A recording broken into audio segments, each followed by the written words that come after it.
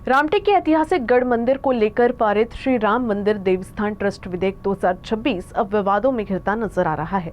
विधानसभा और विधान परिषद से विधेयक पास होने के बाद राजनीतिक दलों के साथ साथ अब स्थानीय नागरिक भी इसका विरोध शुरू कर दिए हैं।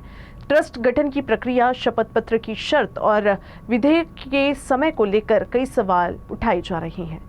रामटेक गढ़ मंदिर को ट्रस्ट के रूप में गठित करने को लेकर विवाद लगातार गहराता जा रहा है। पिछले 4 वर्षों से इस मामले में धर्मदाय आयुक्त और नागपुर हाईकोर्ट में कानूनी लड़ाई लड़ रहे शिकायतकर्ता राहुल कोठेकर का कहना है कि 15 जून को धर्मदाय आयुक्त द्वारा ट्रस्ट गठन का नोटिस जारी होने के बाद ही श्री राम मंदिर देवस्थान ट्रस्ट विधेयक 2026 लाया गया, जिस पर कई सवाल खड़े होते हैं।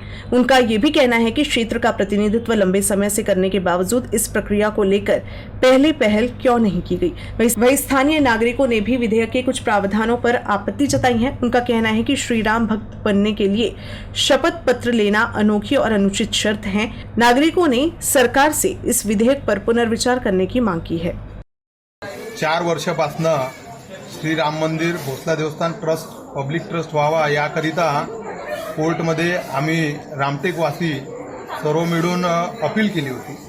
त्या अपीलवर मागच्या 4 वर्षापासून आम्ही सतत लढा देत राहिलो। त्यामध्ये अनेकदा कोर्टाला आम्हाला वेगवेगळे सबूत सुद्धा द्यावे लागले, हे सुद्धा आम्ही त्यांना तिथे दिले। अनेक समस्या आम्हाला कोर्टमध्ये आल्या, त्या पूर्णपणे भगवान श्री रामाच्या आशीर्वादाने पार पडत आम्ही लास्ट स्टेजपर्यंत पोहोचलो, ज्यामध्ये 15 जून 2026 ला कोर्टाने एक ऑर्डर पास केला की बा आता रामटेक गढ़ मंदिर हे पब्लिक ट्रस्ट व्हावे आणि ज्या लोकांनी ह्या ट्रस्ट करण्यासाठी टाकलं होतं त्या लोकांच्या नावाने तो नोटीस पारित झाला।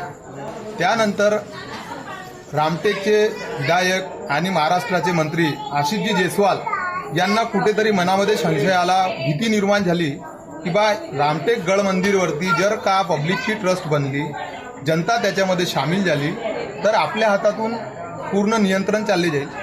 जे काही त्यांचे स्वार्थ आहेत, त्यांनी इथे रामटेक गढ़ मंदिरच्या खाली परिसरामध्ये भरपूर साऱ्या प्रायव्हेट प्रॉपर्ट्या घेऊन ठेवलेल्या आहेत आणि त्यामुळे ते रामाच्या नावावर बिझनेस करण्याचा जो त्यांचा एक उद्देश आहे, जो त्यांचा एक मोठा हेतू आहे, तो कुठेतरी साध्य त्यांना करता येणार नाही। काही दिवसा अगोदर जे सदनमध्ये समिती गठीत करण्याकरिता जो निर्णय झालेला आहे, त्या निर्णयामध्ये असा दिलेला आहे की आम्हाला रामभक्त असल्याच्या ॲफिडेविट द्यायच्या आहे।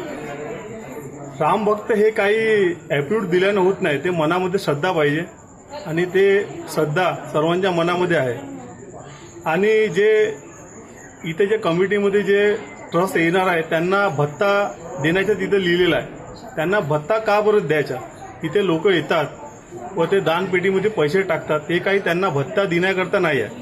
हे पैसे रामाच्या मंदिराच्या डेव्हलपमेंट करण्यासाठी आहे, ना की ते भत्ता देण्याकरिता आहे।